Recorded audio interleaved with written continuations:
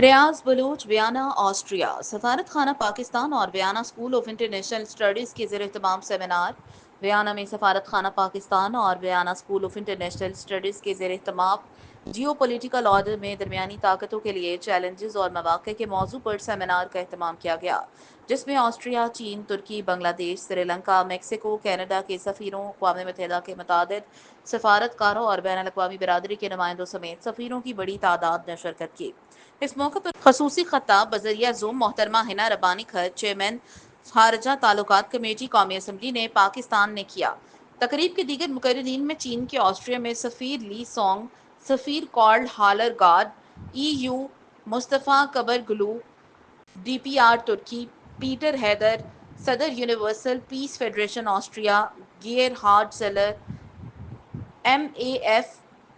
Austria اور سفیر پاکستان کامران اختر ملک شامل تھے۔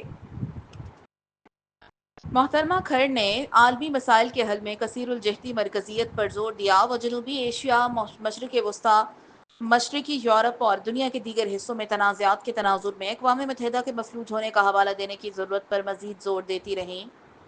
تمام مقررین نے بلوچستان کے شہر خضدار میں ہونے والی دہشت گردی کے گھناؤنے واقعے کی غیر واضح الفاظ میں مذمت کی اور کہا کہ معصوم بچوں کو نشانہ بنانے کو کسی طور بھی درست نہیں کہا جا سکتا۔ مزید ان کا کہنا تھا، قوانین پر مبنی بین الاقوامی آرڈر واضح قوانین اور اصول فراہم کرتا ہے۔ کثیر الجہتی اس بات کو یقینی بناتی ہے کہ تمام ممالک چاہے چھوٹے ہوں یا بڑے، عالمی معاملات میں ایک آواز ہے۔ اپنے خطاب میں سفیر کامران اختر نے عالمی کثیر الجہتی نظام کے لیے پاکستان کی ثابت قدم حمایت کا اعادہ کیا، ساتھ ہی جموں کشمیر اور فلسطین سمیت دیرینہ تنازعات کے حل میں اقوام متحدہ کی خامیوں کو بھی اجاگر کیا۔ انہوں نے اس بات پر زور دیا کہ عالمی امن اور سلامتی کے لیے ایک مضبوط اور مؤثر اقوام متحدہ ضروری ہے۔ سفیر پاکستان نے تنازعات کا پرامن حل اور تمام ریاستوں کی خود مختاری، علاقائی سالمیت کے تحفظ سمیت اقوام متحدہ کے چارٹر کے بنیادی اصولوں کو برقرار رکھنے کی اہمیت پر بھی زور دیا۔ سیمینار کے آخر میں سفارت خانہ پاکستان کی جانب سے تمام لوگوں کے لیے کھانا رکھا گیا۔